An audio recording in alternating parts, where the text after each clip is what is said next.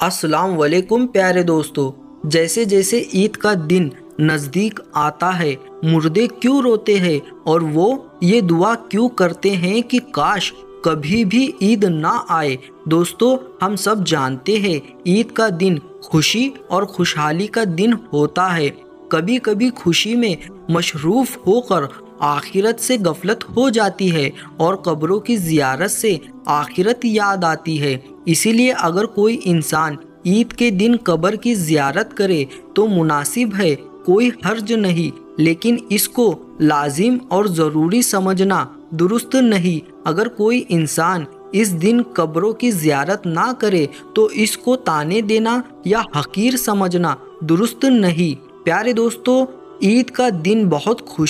خوشحالی کا دن ہے جو سال میں 2 مرتبہ حاصل ہوتا ہے۔ پہلی خوشی اس کی یہ ہے کہ رمضان شریف کا مبارک مہینہ آیا، اس میں خدا کی رحمتوں اور نعمتوں کی بارش ہوئی۔ ہم لوگوں نے جی لگا کر مہینے بھر صبح سے شام تک اپنے آپ کو بھوکا پیاسا رکھا اور رات کو یاد الہی میں گزارا۔ اس کی خوشی میں رمضان مبارک کے ختم ہوتے ہی شوال کا پہلا دن ہمارے لیے سکون اور خوشی کا دن مقرر کر دیا گیا اور اس دن کو عید الفطر کہتے ہیں۔ روایت میں آتا ہے کہ جب عید الفطر کا دن آتا ہے فرشتے راستوں پر کھڑے ہو جاتے ہیں اور آواز لگاتے ہیں، اے مسلمانوں کی جماعتوں، اپنے رب کریم کی طرف چلو، وہ تمہیں ایک اچھے کام کی توفیق دیتا ہے، پھر اس پر ثواب عظیم عطا فرماتا ہے۔ تمہیں رمضان المبارک کی راتوں میں نماز پڑھنے کا حکم دیا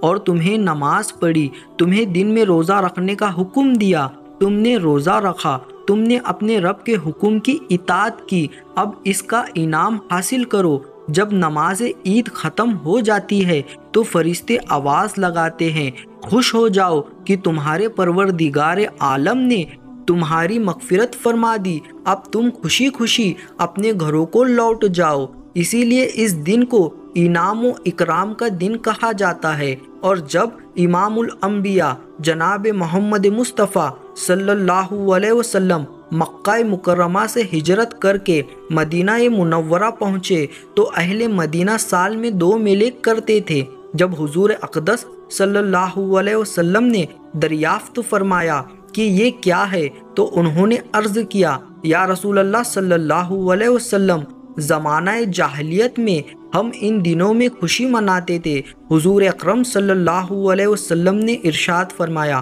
اللہ تعالیٰ نے ان کے بجائے ان سے بہتر دن خوشی منانے کے لیے تمہیں عطا فرمائے ہے۔ ایک دن عید الفطر ہے اور دوسرے دن عید الاضحیٰ ہے۔ عید کے دن 2 رکعت نماز واجب ہے۔ جن لوگوں پر جمعے کی نماز فرض ہے انہی پر ہی عید کی نماز بھی واجب ہے، اور جو شرط جمعے کی نماز کی ہے وہی عید کی نماز کی ہے، مگر عیدین میں نماز کا خطبہ نماز کے بعد پڑھایا جاتا ہے، اور خطبہ پڑھنا اور سننا سنت مقدہ ہے، اور عید کی نماز کے لیے اذان اور تکبیر نہیں بلکہ آفتاب بلند ہونے کے بعد سب مسلمان ایک جگہ جمع ہو جائے۔ جب سب جمع ہو جائے تو امام ان کو 2 رکعت نماز پڑھائے اور ہر رکعت میں 3 زائد تکبیر کہی جائے۔ ان زائد تکبیر کا کہنا امام اور مقتدی دونوں پر واجب ہے۔ اس کے بعد میں امام ممبر پر کھڑا ہو کر خطبہ پڑھے۔ اب بات یہ ہے کہ عید کے تمام جیتے جاگتے انسانوں کے لیے تو خوشی کا دن ہے، لیکن مردے یہ کیوں کہتے ہیں کہ کاش کبھی عید نہ آئے؟ ہم لوگ تو عید کی خوشی منا رہے ہوتے ہیں، لیکن مردے عید آنے کا غم کیوں مناتے ہیں؟ کچھ مردے ایسے ہیں جو عید کے آنے پر بہت دکھ میں آ جاتے ہیں اور وہ بہت مصیبت ان کے اوپر آنے والی ہوتی ہے، اور اسی وجہ سے وہ لوگ بہت پریشان ہوتے ہیں۔ جب ہم لوگ ادھر ادھر شاپنگ کر رہے ہوتے ہیں، بازاروں میں گھوم رہے ہوتے ہیں، ہم لوگوں کو عید آنے کی خوشی ہوتی ہے کہ عید جلدی آ جائے، لیکن مردوں کو عید آنے کا دکھ ہوتا ہے۔ نبی کریم صلی اللہ علیہ وسلم نے ارشاد فرمایا کہ اگر کوئی انسان رمضان کے مہینے میں انتقال کرتا ہے تو اس کے اوپر عذاب نہیں ہوتا، اور قبر میں اس سے سوال و جواب نہیں کیے جاتے، چاہے وہ کتنا بھی گنہگار بندہ کیوں نہ ہو۔ اگر کسی انسان کا رمضان میں انتقال ہو جائے تو رمضان کے مہینے کی برکت اس کو یہ ملتی ہے کہ رمضان بھر اس سے نہ سوال جواب ہوتے ہیں اور نہ ہی رمضان پر اس کے اوپر عذاب نافذ کیا جاتا ہے۔ اور جیسا کہ حدیث پاک کا مفہوم ہے کہ قبر کے اندر مردوں کے لیے جہنم کی کھڑکی کھول دی جاتی ہے اور وہ مردے قبر کے اندر جہنم کی تپش کو محسوس کرتے ہیں، تو جو گنہگار مردے ہوتے ہیں وہ اس طرح سے جہنم کے عذاب کو اور گرمی کو قبر کے اندر محسوس کرتے ہیں۔ لیکن جب رمضان کا مہینہ آتا ہے تو آپ صلی اللہ علیہ وسلم نے ارشاد فرمایا کہ جب رمضان کا چاند دیکھا جاتا ہے تو جنت کے دروازوں کو کھول دیا جاتا ہے، جہنم کے دروازوں کو بند کر دیا جاتا ہے، قبروں سے عذاب کو اٹھا لیا جاتا ہے اور اللہ تبارک و تعالیٰ کی رحمتوں کا نزول ہوتا ہے۔ یہی ساری چیزیں ہوتی ہے تو جو مردہ ہوتا ہے اس کو بڑی راحت ملتی ہے۔ رمضان کے آنے سے مردے بڑا خوش ہوتے ہیں کہ ہمارے اوپر سے عذاب اٹھا لیا گیا ہے، جو قبر کے اندر ہمارے لیے جہنم کے دروازے کھلے ہوئے تھے وہ دروازے بند کر دیے گئے ہیں، تو وہ مردے بڑی راحت محسوس کرتے ہیں۔ اب سوال یہ پیدا ہوتا ہے کہ جن لوگوں کے اوپر سے اللہ تبارک و تعالیٰ نے رمضان میں عذاب ہٹا لیا تو عید کے بعد ان کے اوپر عذاب نافذ ہوتا ہے یا نہیں؟ پیارے دوستو، کچھ مردے تو ایسے ہوتے ہیں جن کے اوپر عذاب نافذ نہیں ہوتا، لیکن بہت سارے مردے ایسے ہوتے ہیں جو عید کے دن جیسے ہی رمضان کا مہینہ ختم ہوتا ہے فوراً ہی اس طرح سے عذاب شروع ہو جاتا ہے جیسے پورے سال وہ لوگ قبر میں سزا اور عذاب بھگت رہے تھے،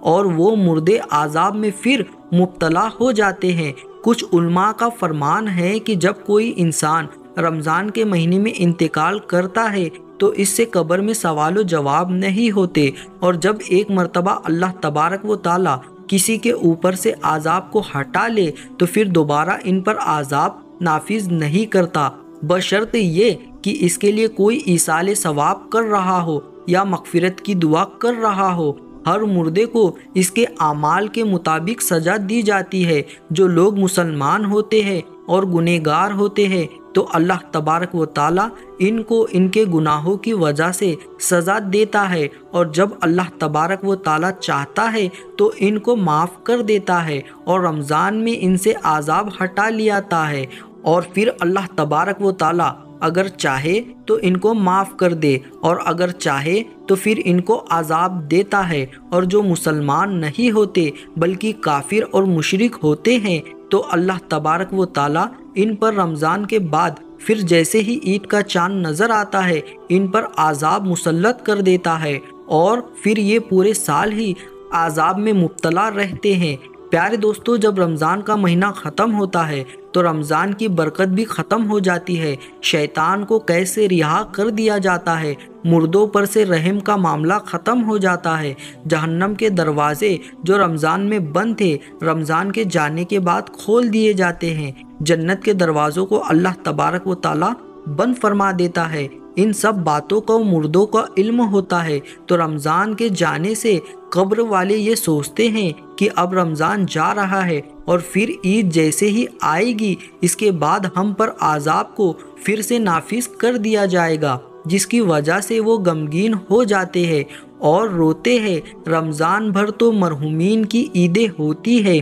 کہ ان پر کوئی عذاب نہیں ہوتا۔ ہم لوگ رمضان کے آخری عشرے میں جب اپنی مغفرت کی دعائیں اللہ رب العالمین سے کرتے ہیں تو پھر ہمیں اپنے مرحومین کے لیے بھی زیادہ سے زیادہ ایصال ثواب کرنا چاہیے، اور پھر اپنے ہی مرحومین کے لیے نہیں بلکہ تمام مومن مومنات مسلمین مسلمات کو یاد رکھنا چاہیے اور ان کے لیے بھی مغفرت کی دعا کرنی چاہیے اور ان کو بھی ایصال ثواب کرنا چاہیے۔ اللہ تبارک و تعالیٰ سے دعا ہے کہ اللہ تبارک و تعالیٰ ہمیں نیک اعمال کرنے اور گناہوں سے بچنے کی توفیق عطا فرمائے، اور ہمیں اپنے مرحومین کے لیے زیادہ سے زیادہ ایصال ثواب کرنے اور ان کے لیے مغفرت کی دعا کرنے کی توفیق عطا فرمائے۔ آمین ثم آمین۔ تو میرے پیارے دوستو، انہی لفظوں کے ساتھ اجازت چاہوں گا اسی امید کے ساتھ کہ ساسوں نے وفا کی، تو اگلی بار ایک اور ویڈیو لے کر آپ کی خدمت میں حاضر ہوں گے۔ تب تک کے لیے السلام علیکم، اللہ حافظ۔